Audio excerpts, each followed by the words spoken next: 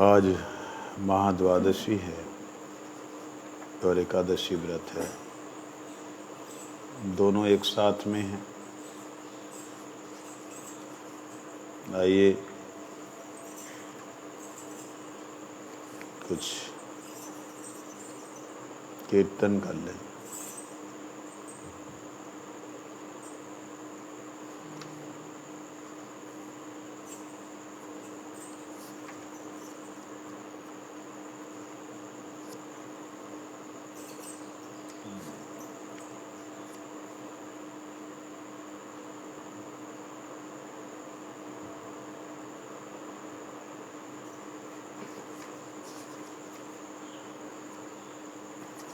श्री हरि वासरे हरि कीर्तन विधान इसमें है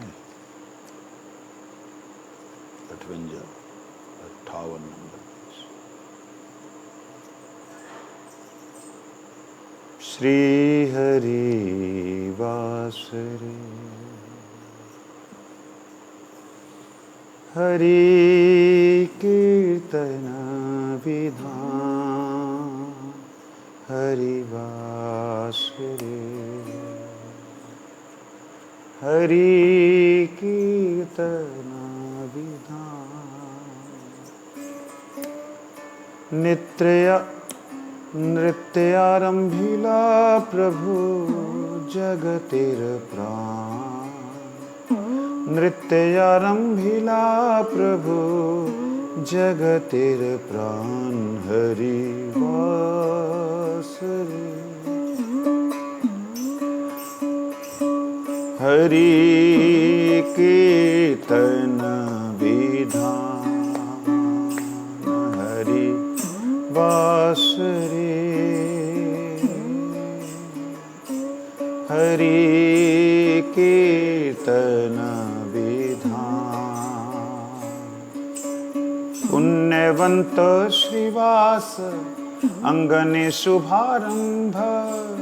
पुण्यवंत श्रीवास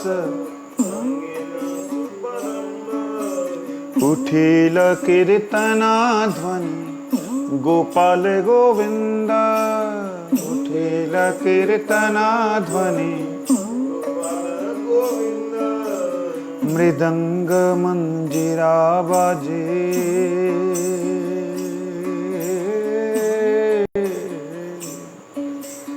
मृदंग मंदिरा बाजे बाजे करता।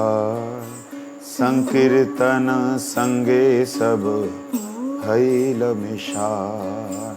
मृदंग मंदिरा बाजे बाजे कर संकीर्तन संगे सब हैल मिशार। ब्रह्मांड भेदिला ध्वनि पूरी आकाश।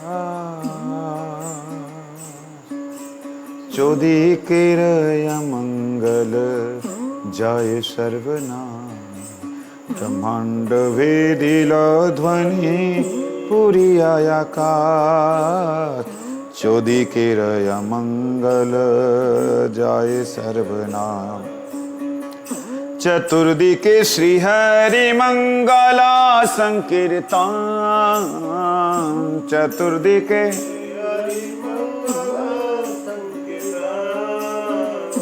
मध्य नाचे श्री जगन्नाथ मिश्रेर नंदन। मध्य नाचे जगन्नाथ सवार अंगे ते शोभे। श्री चंदन माला आनंद गायने कृष्ण रसे है भोला। सवार अंगे ते शोभे श्री चंदन माला। आनंद गायने कृष्ण रसे है भोला।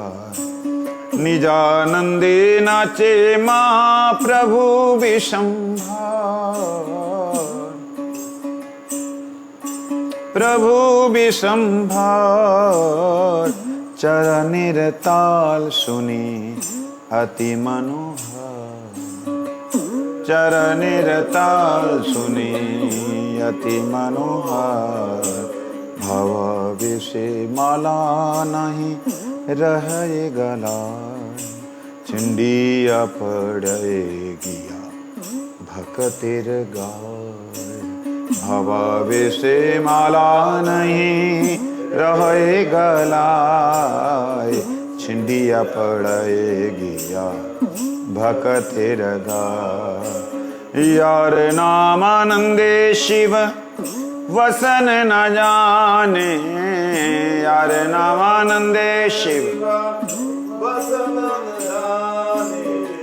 यार रस नाचे शिव से नाचे अपने, यार अपने।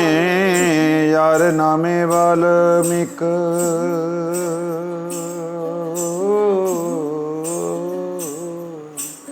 यार नामे वाल्मीक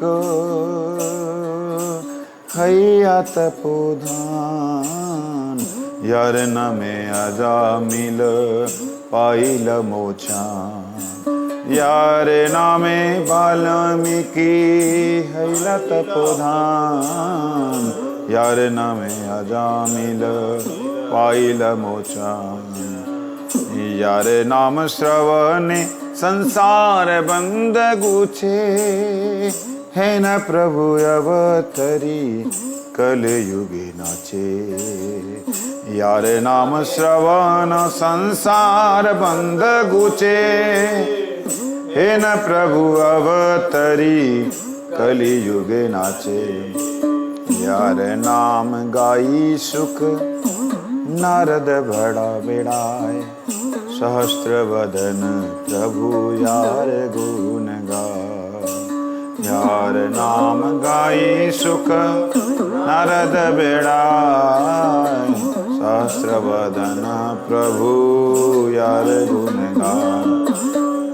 महापराश्चित सर्व महापराश्चित ये प्रभुर नाम। सर्व महापराश्चित ये प्रभुर नाम। से प्रभु नाचए देखे यह तो भाग्यवान। से प्रभु नाचए देखे यह तो भाग्यवान। श्री कृष्ण चैतन्य नित्यानंद चाँद जान, वृंदावन दास प्रभु पद युगे गान। श्री कृष्ण चैतन्य नित्यानंद चाँद जान, वृंदावन दास प्रभु पद युगे गान। वृंदावन दास प्रभु पद युगे गान। वृंदावन दास प्रभु पद युगे।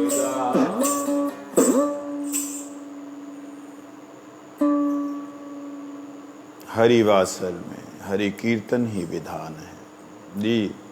जगत में शिक्षा देने के लिए महाप्रभु ने नृत्य आरंभ किया। ऐसा नृत्य आरंभ किया कि वो रुक ही नहीं रहा है, रुक ही नहीं रहा है। अष्ट प्रहर, आठों पहर, सप्त प्रहरिया भाव महाप्रभु का देखा। उस भाव में महाप्रभु कुछ जान ही नहीं रहे, उनके कपड़े किधर जा रहे हैं, पहनने भी है कि नहीं पहने। ऐसी स्थिति हुई। ऐसी स्थिति में शिव जी का क्या हुआ, ब्रह्मा जी का क्या हुआ, वो सब आकर के यहाँ नृत्य कर रहे हैं। ये कल्पनाओं में नहीं होता है। वृंदावन दास ठाकुर जी देख पा रहे हैं, इसलिए वो लिखते हैं कि ऐसा ऐसा हो रहा है। तुम देख रहे हो, तुम देख रहे हो, ठीक, मैं भी नहीं देख रहा। यही मुश्किल है।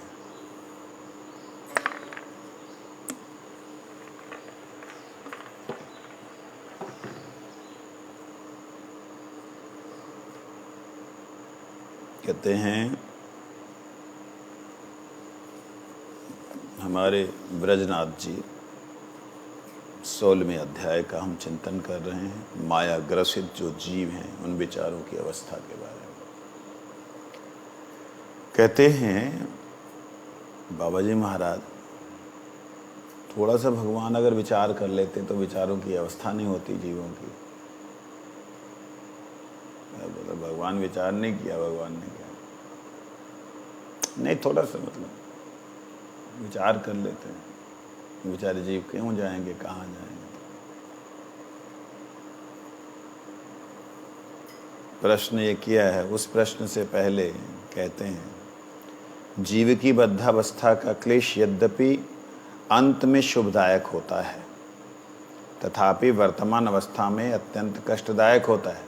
क्या सर्वशक्तिमान कृष्ण इस कष्टप्रद मार्ग के अतिरिक्त कोई और दूसरा पथ नहीं निकाल सकते थे? पहले कल को सुना ना कि जो जीवों को कष्ट मिलता है वो भगवान की कृपा है। कल सुना था हमने कैसे भगवान की कृपा है। कष्ट मिलता है तो उस कष्ट निवारण के लिए इधर उधर तड़पता जाता है, कहीं ना भाग ढूंढता है, ढूंढते हुए कोई देवी देवता या कोई जो भी उन्हें लगता है महात्मा, उस महात्मा के पास जाकर के बातचीत करता है। कहते इसी क्रम में उसको शुद्ध भक्तों का संग भी मिल जाता है, वहाँ चले जाओ, वहाँ ऐसा ऐसा। तो उस संग के कारण वह भगवान के धाम में जाने का एक उसको मार्ग मिल जाता है। ये बात कही, क्या हुआ?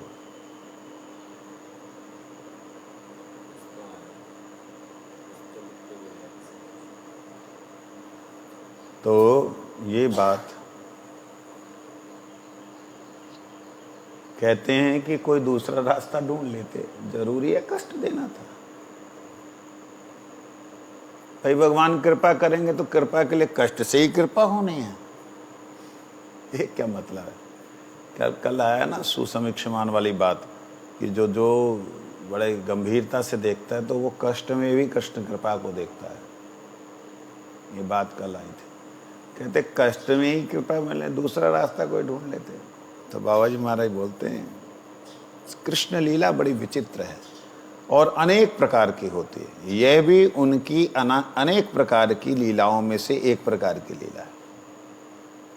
स्वेच्छामय पुरुष जब सब प्रकार की लीला कर रहे हैं तब इसी लीला को क्यों छोड़ दें?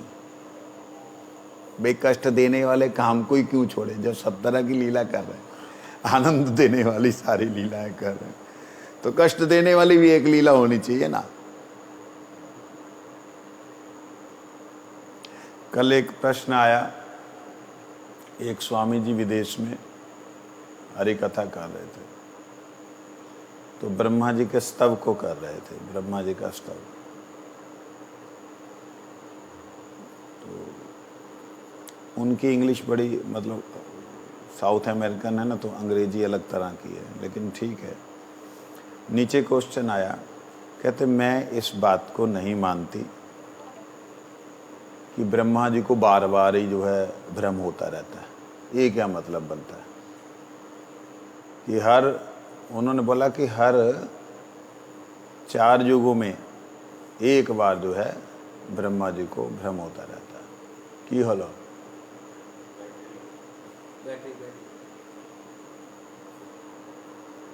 तो ब्रह्मा जी को जो है मोह होता, मतलब हर 4 युगों में ब्रह्मा जी को एक बार मोह। कहते हैं ऐसे तो ब्रह्मा जी को एक दिन में 1000 बार मोह होगा। इतने भी ब्रह्मा जी अज्ञानी हैं ऐसा मैं नहीं मानती। प्रश्न अच्छा, ऐसे कैसे हो सकता है कि बंदा चलो दिन में एक आधी बार मोह में पड़ जाए? ये तो आप जो है हर 4 युगों के बाद में वही मारने वाली लीला करते हैं। विष्णु जी आकर के वहीं पे वो जो है यशोदा मैया बांधती, वही विष्णु जो हैं वो, मतलब ये कोई सेटिस्फैक्शन आंसर नहीं है। तो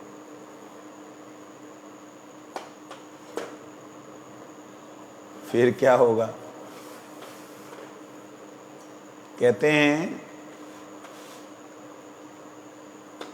कि अगर ब्रह्मा जी इतना ही मोहग्रस्त हैं तो ब्रह्मा ही कैसे हैं? वो ब्रह्मा ही कैसे हो? सृष्टि कैसे कर सकते हैं? सृष्टि में गड़बड़ी करते रहेंगे, है ना? सिंपल सी बात है। तो मैंने उसमें, हालांकि मेरे को एंट्री नहीं करनी चाहिए थी, मैंने राइटिंग में लिखा,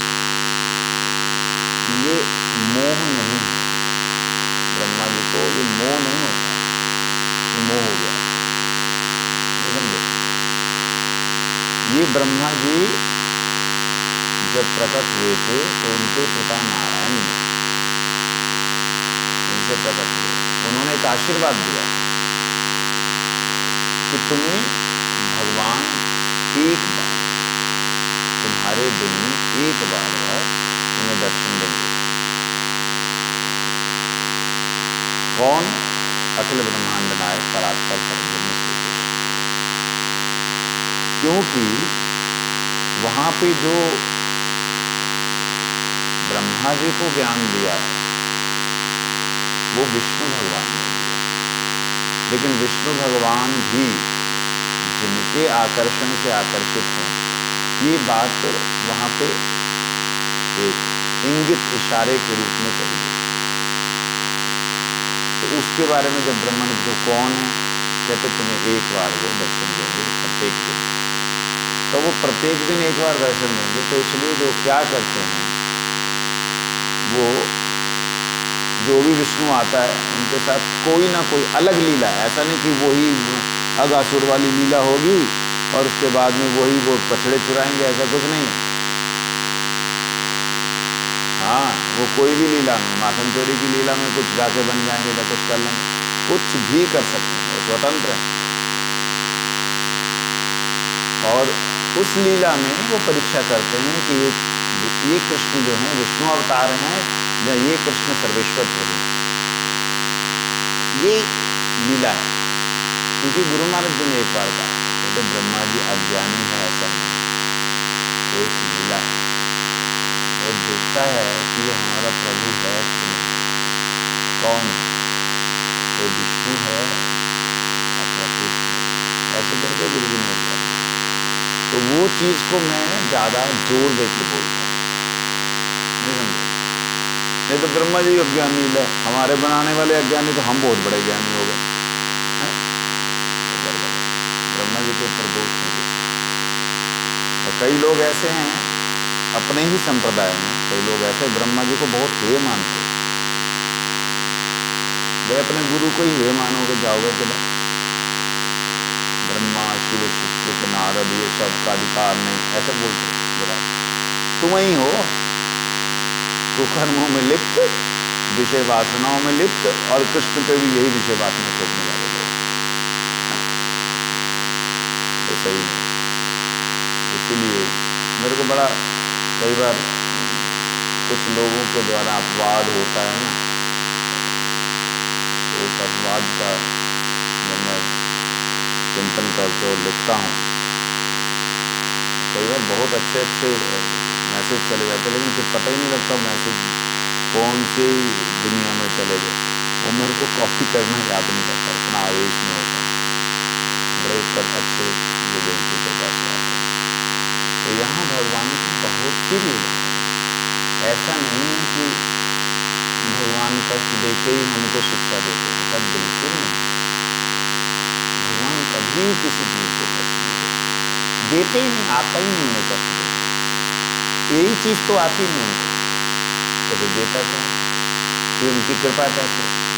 ये उनकी योग माया देवी, महामाया देवी, उनका ये देवियां भी तो उन्हीं की, उनको कंट्रोल करके रखते। भैया तुम अपनी दृष्टि को जब देखते हो तो कंट्रोल करके रखते हो, तुम सांस को कंट्रोल करके रखते हो, तुम चल रहे हो तो चलते हुए शरीर से निकलने वाली ऊर्जा को कंट्रोल करके रखते हो। साधारण मनुष्य भी अपनी ऊर्जा का विस्तार करता है, वैसे भगवान का भी विस्तार। वो अपनी शक्ति को बंधन में नहीं डालते, जैसे स्वयं स्वतंत्र है तो शक्ति भी स्वतंत्र। इसलिए शक्ति करती है ये काम, जिससे कि जीव को बुद्धि आए। शासन करने का मतलब वो उसको अपने अधीन रखना नहीं है। शासन करने का मतलब मेरे से शासित होगा तो भगवान की तरफ दौड़ेगा कि प्रभु बचाओ बचाओ करेगा, माया से प्रताड़ित होता है। लेकिन लोग माया में मशगूल हैं, गुरु शब्द बोलते थे मशगूल,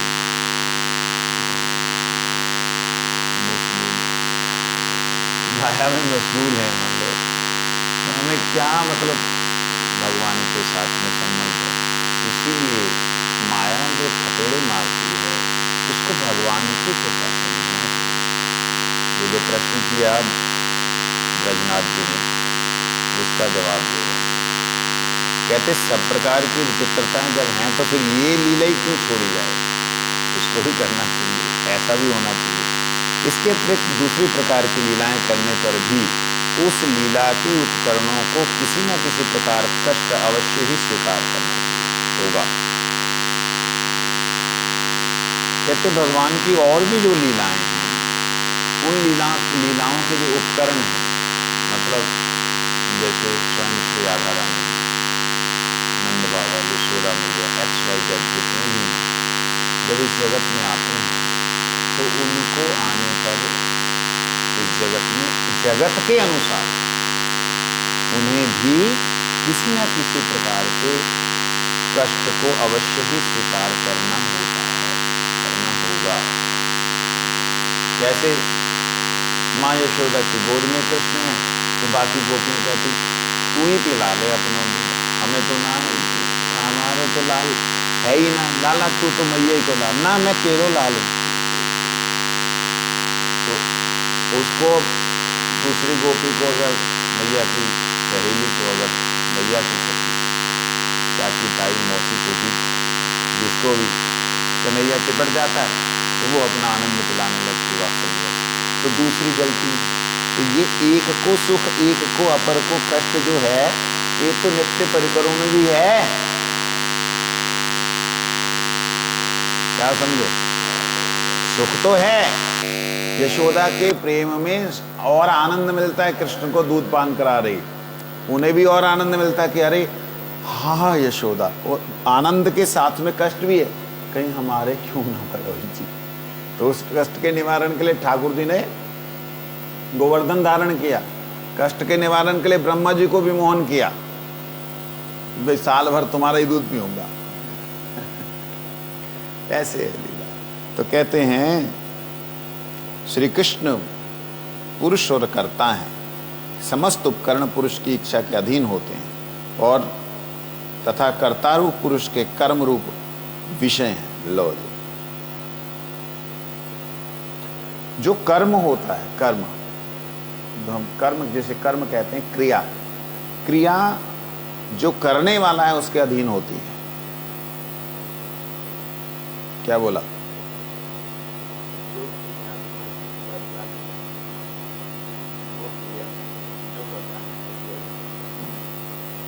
क्रिया जो है करने वाले के अधीन होती है। इसी को बोलते कर्म, इसी को बोलते कार्य, कार्य कर्ता, ठीक है। क्रिया कर्ता, कर्म कर्ता, कर्ता मतलब करने वाला, ठीक है ना। तो जो भी क्रिया है वो कर्ता के अधीन होती है। जब ये क्रिया कर्ता के अधीन, दिमाग गायब हो जाता है। तो आज उसको थोड़ा सा खोल के बता दिया। क्रिया करने वाले के, कर्म करने वाले के अधीन होता है। तो जितना भी संसार में अवयव है वो सारे का सारा किसका कार्य है? परमात्मा का। तो सारे का सारा किसके अधीन होगा? परमात्मा के। तो जितना भी कार्य है वो सब कार्य कर्ता पुरुष के कर्म रूप विषय हैं, उनके कर्म रूप हैं। अर्थात तो वो कर्ता ने कर्म किया है ऐसा कि जो हुआ है, या कर्ता से कर्म ऐसा हो गया। एक करना इच्छा से, एक होना, दोनों।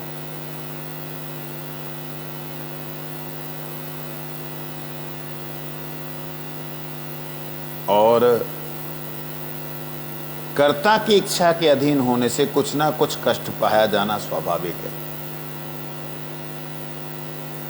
समझ लगे? जब मालिक होता है उसकी इच्छा अनुसार करने से कष्ट ना थोड़ा कष्ट तो मिलता ही है। बहुत सुंदर है। उसमें रामायण में एक शब्द आया है लक्ष्मण जी के लिए, कहते ये अधीन जो तत्व है उसे कष्ट मिलता ही है। जो अधीन है, पराधीन सपनेओं सुख नाही, जो पराधीन होता है उसको सपने में भी सुख नहीं मिलता। स्वाधीन होना चाहिए। तो स्वाधीनता में भी अधीनता है। स्व की, स्व मतलब अपने की या स्वयं की। तो अपने की अधीनता होने से अच्छा है। अपने की अधीनता ना होगी, स्व की होगी, स्वयं की होगी, तो अपनी अधीनता में व्यक्ति उल्टे सीधे कार्य करता है। तो यहाँ पे लक्ष्मण जी को बड़ा कष्ट मिला। वो जो करना चाहते राम जी कहते नहीं लक्ष्मण, नहीं तो जैसे ही सीता मैया का पता लगा, लक्ष्मण जी अगर मनुष्य लीला कर रहे हैं, सीता मैया का पता, लक्ष्मण जी वहीं से उसको ऐसे की तैसे कर देते। लक्ष्मण क्रोधित हो गए। हाँ, रावण लेके गया। रुको, लक्ष्मण जी तो सरसंधान मतलब तीर उठाने लगे थे। भगवान ने कहा लक्ष्मण वो ब्राह्मण है, विद्वान है, रुक जाओ, तनिक ठहरो। लक्ष्मण जी को बड़ा कष्ट होता इस बात में कि राम जी चल रहे हैं लीला करते हुए थक भी रहे हैं, फील भी हो रहा है संसार के दुखों का। लक्ष्मण जी उनके मतलब अंग यंग सब कुछ होने के लिए इच्छा करते हैं, लेकिन राम जी तुरंत स्वीकार नहीं करते। तो इसलिए लक्ष्मण जी ने कहा कि अब तो जैसे सिया जी का परित्याग करके राम जी बड़े दुखी रह रहे हैं, ये सब चीजें लक्ष्मण जी को हजम नहीं हुई। ये कहते पराधीन सपने में सुख नाही, पराधीन को सपने में सुख नहीं मिलता। तो इसलिए कहते ठीक है, अब पूर्ण पुरुषोत्तम भगवान श्री कृष्ण चंद्र आएंगे, उसमें जब आप भी जाएंगे तब मैं बलदेव के रूप में रहूंगा, बलदेव में रहूंगा, फिर देखता हूँ। अब कृष्ण जो बहुत ज्यादा होते ना, ऐसा नहीं, ये गुस्से कन्हैया बहुत सुन रहा हूं, सुन ले। डर के मारे कृष्ण कुछ नहीं करते। लेकिन जब कृष्ण ने कोई विशेष कार्य करना है तो दाऊ जी को बोलते, दाऊ जी ऐसे ऐसी बात है, मैं ये करने जा रहा हूं। तब बलदेव नहीं रोकते। जैसे युद्ध की बात थी, नहीं रोका। तो अधीन तत्व जो है उसमें कष्ट होता ही। तो बलदेव जी अधीन तत्व हैं, परंतु बड़े भाई के रूप में प्रकट हुए, तो बड़े भाई का रोल उन्होंने अदा किया यहाँ पे। तो कहते कर्ता की इच्छा के अधीन होने से कुछ ना कुछ कष्ट पाना जाना स्वाभाविक है, किंतु यह कष्ट यदि अंत में सुखदायक हो तो वह कष्ट कष्ट नहीं है। तुम उसे कष्ट क्यों कह रहे हो? एक बच्चा जो है उसकी बड़ी इच्छा खेलने के लिए, माँ बोल रही है पढ़ ले, बिना तो एक होमवर्क पूरा किए तो बाहर नहीं जा सकता। अब उसमें टाइम निकलता जा रहा है, उसको होमवर्क करना, कैसे करके होमवर्क कर दिया। अच्छा मामा कर दिया मैंने, दिखा मेरे को, दिखा, देखते रहो अब मैं आ रहा हूँ। अब जो वो दे के भागा है, वो जो आधा घंटा लेट हो गया, 1 घंटे का जो प्ले था, उसमें उसको तड़पन थी, भाग के वहाँ गया। और जब वापस आया, मम्मी उधर देखती है, काम तो अच्छा ही करके गया, ठीक है, खेलना चाहिए। तो वो खेलने में पहुंचने के लिए या जाने के लिए होमवर्क करना ज़्यादा जरूरी है। ये बात माँ के अधीन होने के नाते कष्ट कर लगती है, लेकिन वही जब डिवीजन्स में आते हैं नंबर तो अपना ही सिर ऊंचा करता है। देखा मैं इतने नंबर लेके आया। बेटा ना तेरे को माँ जो है रोकती, ना तेरे को करने के लिए प्रेशर देती तो तू आज ये डिवीज़न पे आता। फर्स्ट डिवीज़न, सेकंड डिवीज़न, आजकल डिवीजन ही बड़ी ज़्यादा है। तो इसलिए कर्ता के अधीन होने से कई बार मुश्किल होती है। मैं कई बार इस चीज़ को बोल चुका हूँ। परम पूज्यपाद पुरी महाराज जी, हमारे भक्ति प्रसाद पुरी गोस्वामी महाराज, उनके पास रहने की बड़ी एक बार तीव्र इच्छा हुई थी। बच्चा था, मन में उत्पात चल रहे थे, तो मैंने गुरु जी को लेटर लिखा, गुरुदेव मेरे को पुरी गोस्वामी महाराज के पास छोड़ दीजिए। क्यों? वो हर बात के ऊपर कोई ना फटाक देना देते थे। कपड़ा ठीक करो जाके, तो हर बात के लिए कुछ उन्हें फटास करके देते थे। और मैं तो उनके गुरु भाई का बेटा हूं, तो मेरे पे तो उनका पूर्ण अधिकार है, मेरे को तो बिगड़ने नहीं देंगे, इसलिए मेरे को कहीं जाने भी नहीं देंगे। वैसे मेरी जाने की कभी इच्छा भी नहीं होती, मैं जहाँ होता हूँ वहीं रहता हूँ, मतलब कहीं प्रोग्राम में भी वहीं पे हूँ, जहाँ अभी यहाँ हूँ तो यहीं हूँ, मेरी घूमने की बिल्कुल इच्छा नहीं होती। लेकिन फिर भी महाराज जी जो हैं मेरे पे निगाह रखेंगे, मेरी हर क्रिया पे शासन रखेंगे। इस प्रकार से मन में भाव आए और गुरु जी ने उन भावों को बड़ा महत्व दिया और बड़े प्रसन्न हुए। गुरु ने बोला, कहते कि बहुत अच्छा बात। मुझे मालूम था कि मेरी इच्छाओं के विरुद्ध होगा, मैं उनके पास रहूंगा तो मेरी इच्छाओं के विरुद्ध होगा, तो मेरी इच्छाओं के विरुद्ध होना चाहिए, ये चीज समझ में आना बहुत ज्यादा जरूरी है। हम अपने गुरु वर्गों का, जो हमारे कान खींच रहे हो, हमको गाली दे रहे हो, ऐसा क्यों कर दिया, हम उनसे द्वेष करने लग जाएं, मन में ये समझ लें कि बस, कई बार गलत भी होते हैं लेकिन हम गलती ही खोजने लग जाएं, उचित सही नहीं। महाराज श्री का ऐसा था कि वो कपड़े बहुत आते थे, कपड़े देते नहीं थे ब्रह्मचारियों को, सड़ जाएं कहते नहीं दूंगा। किसी ने पूछा उनसे, महाराज जी ये तो सड़ गए, कहते नहीं दूंगा। क्यों नहीं देंगे महाराज? उनके गुरु भाई ने पूछा, कहते विषयी हो जाएंगे, आलसी हो जाएंगे, कपड़े रोज के रोज धोएंगे नहीं। 3 कपड़ा है, एक रखा है, एक पहना, धो। मतलब इतना बंदे को शासन में रखते थे। अगर कोई उनके पास रह करके शासित हुआ, वो डेफिनेटली शोधित हो गया, शुद्ध हो गया। तो ये चीजें हम लोग, अभी के जो बच्चे आ रहे हैं, मैं तो अपनी बात नहीं कर रहा हूं, अभी के जो बच्चे आ रहे हैं, एक भी शब्द नहीं सुन सकते गुरुवर्गों का। वो गुरुवर लगते ही नहीं उनको, तो बुढ़े हैं नहीं सारे। अब बुढ़े हों दादू की तरह तो गुरुवर्ग लग भी सकते हैं, वो अपने जैसे दिखते हैं।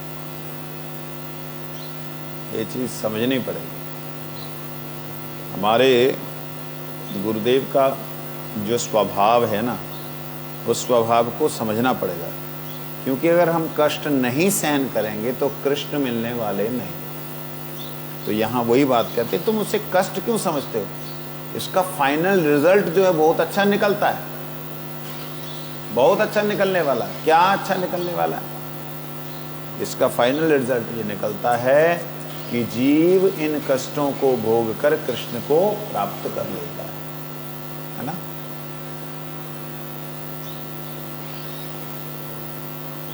कृष्ण लीला की पोषकता के लिए जो कष्ट दिखलाई पड़ता है, वे जीव के लिए परम सुखमय होता है।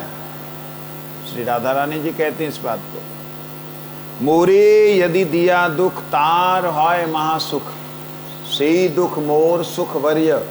मेरे को दुख दे करके अगर कृष्ण को परमानंद मिलता है जहां महासुखी होते हैं, तो वो दुख मेरा सुखों का राजा है। वो जो दुख है मेरा क्या है? सुखों का राजा। ले लो। कहते श्री कृष्ण में जो सुख का अंश है उसे छोड़कर स्वतंत्र वासना से युक्त जीव ने अपने आप जीव ने मायाभिनिवेश्य जन्य क्लेश स्वीकार किया है। कृष्ण में जो परमानंद है, जो सुख है, उस सुखंश को छोड़ करके जीव ने स्वयं अपनी स्वतंत्र इच्छा के कारण माया में खोजा है दुख जाकर के। वृंदावन बिहारी खोजा है। आप क्या तुम्हारे खोजा है, ऐसा क्यों बोल रहे हो भाई? जो चीज जहां है वहीं तो मिलेगी। तो जीव ने माया रूपी अंधकार में आकर के अपने आप को ज्ञानी समझते हुए, ज्ञानमय समझते हुए माया में घुसने के लिए कोशिश की, और घुस करके भगवान ने बनाया माया दुखालयम, अंधेरा है, भ्रममय, दुखमय है, भ्रममय है, अनित्य है। ये भगवान ने बोला हुआ है और जीव को ये अंडरस्टैंडिंग भी है, फिर भी घुसता है उसमें। अब बताओ, हम लोग को मालूम नहीं क्या? फिर भी घुसते हैं। यही हमारी जो है अज्ञानता है। और कहते हैं इसीलिए इसमें यदि किसी का कुछ दोष है तो वो स्वयं जीव का है, श्री कृष्ण का नहीं है। ये बात बाबा जी महाराज ने कही। आगे कहते हैं ब्रजनाथ जी, यदि जीव को स्वतंत्र वासना ही ना दी होती, इच्छा ही ना दी होती स्वतंत्र उसको, तो क्या प्रॉब्लम थी, क्या हानि होती? भगवान अगर उसको स्वतंत्रता देते ही नहीं, अपने अधीन ही रखते, तो क्या मुश्किल थी बाबा? कृष्ण सर्वज्ञ हैं, सब कुछ जानते हैं, अतएव वो ये भी जानते कि जीव को स्वतंत्रता देने से कष्ट पाएगा।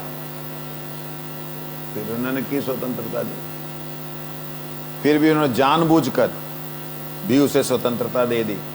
ऐसी दशा में जीवों को कष्ट के लिए कृष्ण दायी हैं या नहीं? सर्वंतर्यामी है, उनको पता है जीव को कष्ट मिलेगा अगर ये स्वतंत्र होगा तो, आजाद होगा तो। जैसे मेरे को एक बार गुरुजी ने बोला था, मेरे लिए बोला था, मैंने गुरुजी से बोला महाराज जी मेरे को ना 6 महीने के लिए छुट्टी दे दो। कि क्या करेगा? मैं कहा जहां कोई मनुष्य नहीं वहां जाऊंगा, वहां रहूंगा। गोकुल महावन में था मेरा 94-34 की बात है, थोड़ा 1-2 साल ऊपर नीचे हो गए, याद नहीं है। गुरु कहते हम ऐसा आदेश नहीं दे सकता। मैं गुरु महाराज जी मैं कुछ और नहीं मांग रहा हूँ, मैं चाहता हूँ जहाँ मनुष्य नहीं है वहाँ जा कर के मैं कुछ दिन अपने आप को, हाँ वो ये भी बोला मैंने कि परम पूज्य निष्किंचन महाराज जी हमेशा बोलते मन को खिंचो खिंचो खिंचो। हमने ही अगर खींचना है तो क्यों ना एकांत में जाके खींचूं जहाँ कोई मनुष्य ना हो। तो गुरु जी बोले वहाँ पशु पक्षी को देख करके विषय वासना में लिप्त हो जाएगा। गुरु जी के शब्द हैं, उन शब्दों को मैं बदल नहीं सकता। तुम चाहो तो तुमको गृहस्थ में जाने का मतलब परमिशन दे सकता है। मैं क्या मैं गृहस्थ में नहीं जाऊंगा? अच्छा उनको मालूम है इसको, जो वो बोलेंगे मैं नहीं जाऊंगा। हमारा गुरु जी तो किसी को निर्जन में जाने के लिए आदेश दिया नहीं। फोन पे बात हो रही, दिल्ली से मैं फोन कर रहा, पहाड़गंज से कलकत्ता, दिया नहीं।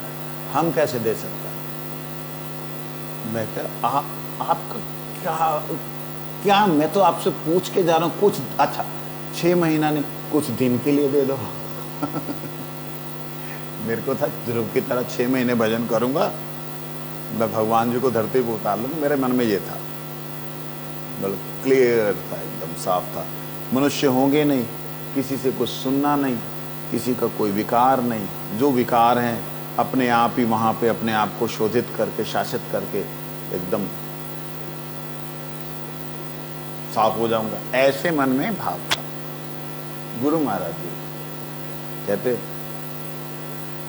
ये हम नहीं कर सकता, हमारा गुरु जी दिया नहीं, प्रभुपाद किसी का संबल नहीं, जब जाओ ऐसे करके फोन पे बोले।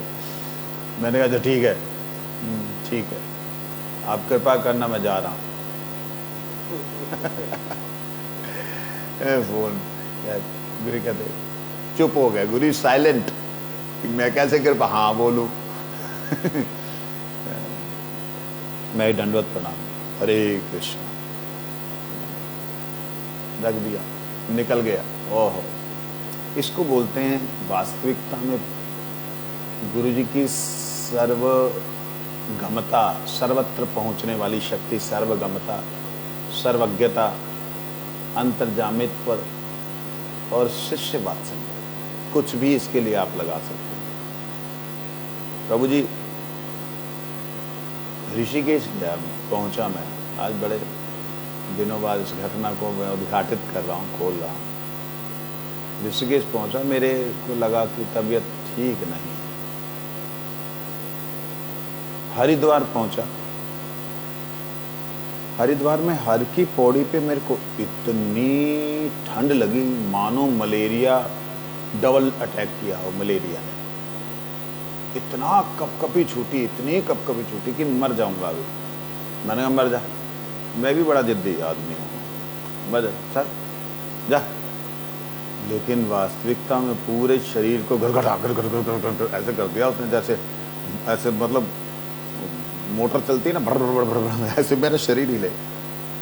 तब मेरे को वो क्रिया नहीं आती थी कि शरीर से अलग होने वाली क्रिया नहीं आती थी, मालूम नहीं थी। तो फाइनली मैंने वहाँ गुरु जी को मैं कोस रहा हूँ, गुरुदेव क्षमा करें, आप यहाँ भी मेरे को रहने नहीं देते, थोड़ी देर तो कुछ दिन के लिए रहने दो। मैं गुरु जी को बोल रहा हूँ कि गुरु जी कर रहे हैं सब कुछ, और वास्तविकता में वो ही कर रहे थे जहाँ उन्होंने ही किया था कि ये अगर गया तो इसका सर्वनाश हो जाएगा। वैष्णव संगे में कष्ट होने पर भी इसका कल्याण होगा, ये जानते थे। ये गया तो ये पता नहीं किस मार्ग पे चला जाएगा, क्योंकि मैं जिद्दी स्वभाव, एक मतलब जिद्दी मतलब ऐसे नहीं किसी वैष्णव के साथ में जिद की हो, ऐसी मेरी बेवकूफ़ी नहीं थी। अपने शरीर के ऊपर मैं जिद करता था, शासन अपने बहुत ज़्यादा करता था। इस बात का तो सभी मठ वाले जानते हैं, पुराने लोग। तो बस वहाँ से मैं निकला तो मुनि महाराज सुखदेव प्रभु जी, मेरा नाम भगवान दास था, तो वो उस वक्त देहरादून में गए थे, उनको बुलाया था वहाँ देव प्रसाद प्रभु जी, आप गए थे। रात को देहरादून मठ में पहुंचा। आप सोच सकते हैं मठ में पहुंचने के साथ साथ ठीक हो गए, कोई बुखार नहीं, कोई कुछ नहीं, कोई दवाई नहीं खाई। इसको क्या कहोगे। और आज मैं उस बात को याद करके हृदय में गुरुदेव की ना कृपा को अनुभव करता हूँ। अगर मैं गया होता डेफिनेटली मैं तंत्र मार्ग में चला गया होता, या मैं कोई सुल्फे उल्फे पी करके पड़ा रहता। मतलब गुरुदेव ने जाने ही नहीं दिया, तू मेरा है, मतलब संबंध जो है ना वो उन्होंने प्रकट किए हैं, वो मैं याद करते हुए अब दुख होता है।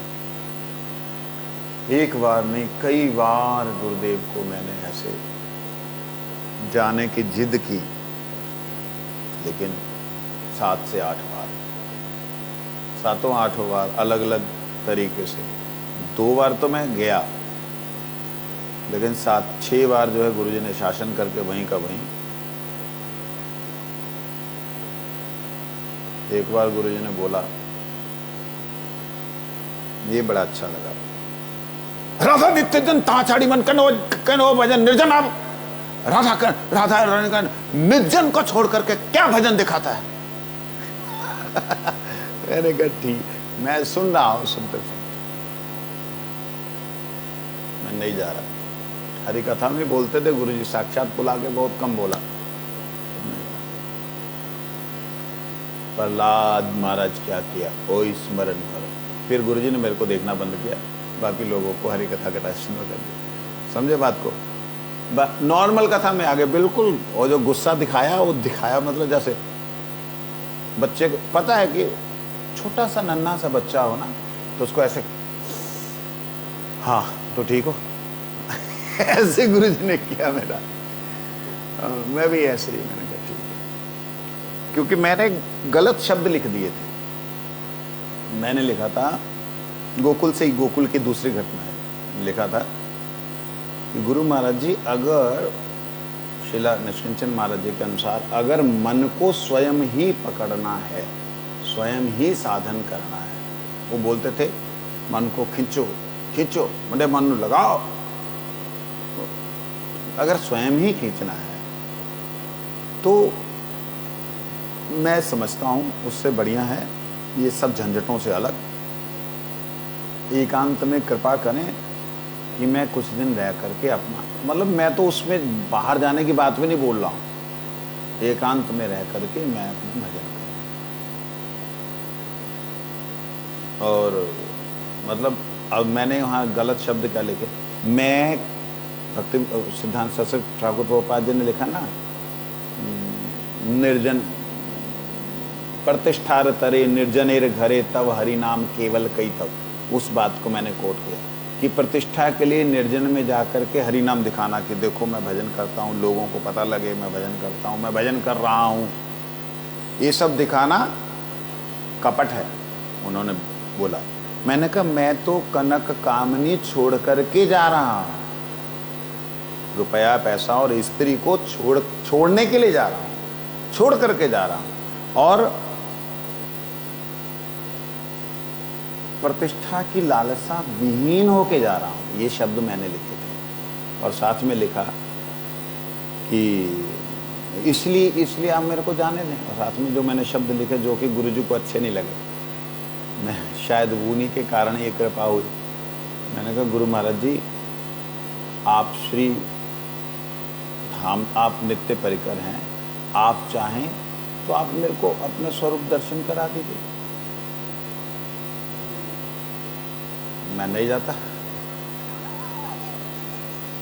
तो ये गुरुजी को ना बड़ी खराब, मतलब मैं तो भगवान से मिलना चाहता हूँ, ठीक है, आप नित्य जगत से आए, आप मेरे को अपना दर्शन करा दीजिए, मैं नहीं जाता। तो उस वक्त गुरुजी ने पता नहीं करनी, जन को छोड़ करके जाने का चाहता।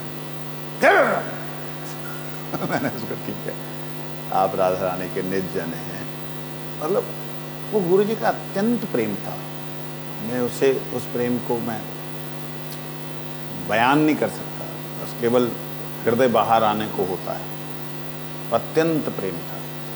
और कई लोगों ने बोला, गुरुजी ने बोला अच्छा ठीक है, एक को तो बोला गुरुजी ने, हमारा गुरु भाई था अतुलानंद, दिल्ली में था पहले, उसको गुरुजी बोलते देखो तुम राधा कुंड में जाके एकांत में भजन करना अच्छा होगा, मठ में रह के बिल्कुल कोई काम नहीं करता, जलाता रहता सबको, माला पकड़े रहेगा और बस खाएगा, माला करता रहेगा, ग्रंथ पढ़ता रहेगा, झाड़ू एक बार भी झाड़ू नहीं मतलब कुछ भी नहीं, एक तीला उठा के नहीं तोड़ेगा, ऐसा। गुरुजी ने बोला तुम एकांत में जाओ। दो चार लोगों को गुरुजी ने बोला जाने के लिए, मेरे को गुरुजी ने कभी भी नहीं बोला, मतलब जाने ही नहीं दिया। ये जो बात गुरुजी की प्रेम की है, इससे पता लगता है कि निश्चित ही मेरा उनसे कोई नित्य संबंध है, जो मुझे गुरुजी ने जाने नहीं दिया। जैसे कोई अपना बच्चा होता है ना, उंगली पकड़ी हुई होती है बच्चे ने, तो बच्चा उंगली छोड़ के जाने लगे और वो साथ में नदी हो, साथ में लहरें आ रही हो, तो माँ उसकी उंगली छोड़ने के साथ से उसका हाथ पकड़ेगी, ठीक है ना। फिर जब देखा कि हाँ साथ साथ चल रहा है, फिर हाथ छोड़ भी देगी तो बच्चा उंगली पकड़ लेगा। तो इस तरीके से चलता है। ये गुरुदेव का वात्सल्य मैंने अपने ऊपर विशेष देखा है। तो जो इस प्रकार से वो जो कष्ट देते हैं ना, वो कष्ट वास्तविकता में कष्ट नहीं है, उनके अधीन में रहना कष्ट नहीं है, वो हमारे कल्याण को जानते हैं। और ये बड़ी विशेषता होती है जब कोई जीवात्मा, कोई भी जीव, आप भी हैं, आप जब गुरु जी से जुड़ जाते हैं ना पूरी तरह, एक बार आपका संबंध पूरी तरह गुरु जी से हो गया, तो फिर आपके पास में उधर से अपने आप ही इंडिकेशंस आते हैं। कोई प्रश्न होता है, अपने आप ही जवाब आ जाते हैं। ये एक बड़ा दिव्य वो होता है, कनेक्शन होता है। जैसे आपके पास में वो एक आजकल है ना भी गूगल गुरु, तो ऐसे वो जो है वो नित्य गुरु हैं। जैसे एक बार आपके पास में वो इंटरनेट कनेक्शन और मोबाइल है तो आप कनेक्ट करते हैं, साथ साथ उत्तर मिलते हैं, ऐसे ही जो ऐसी परिस्थितियां होती हैं, कभी उनके माना जाए आपके ही बच्चे, आपके ही शिष्य, वो जो उनके लिए क्या निर्णय लेना, क्या नहीं करना है, क्या उनके लिए हितकारी है, आप कंफ्यूज हो, गुरुदेव को याद करोगे तुरंत आपको मालूम पड़ जाएगा कि ऐसा बोल दो, ऐसा करने दो। लेकिन परीक्षा लेने वाले आपके बच्चे कि मम्मा पापा बोलो मैं क्या करूं, तो परीक्षा लेने वाले मूड वालों के लिए, कपटी लोग हैं। निष्कपट व्यक्ति के लिए तुरंत ऊपर से उत्तर आता है कि ऐसा, वो खुद अंदर से बोलता है। जैसे आप किसी बिजनेस को स्टैंड करने के लिए बच्चे को अंदर से बोलते बेटा ऐसा कर ना, मैं नहीं ऐसा करना, मेरे को ऐसा चाहिए, तो आप क्या करोगे? ठीक है, शरणागत होगा तो अंदर से जो आपके अंदर की जो तिजोरी है ना बुद्धि की, वो खोल के दे दोगे उसको। ऐसे ही गुरुदेव के प्रति हम जब शरणागत होते हैं, गुरुदेव अपनी बुद्धि को हमारे साथ युक्त कर देते हैं। ये भगवान ने भी कहा गीता में, ददामि बुद्धि योगम तम येन माम उपयांति ते, तब मेरे को प्राप्त कर पाता है।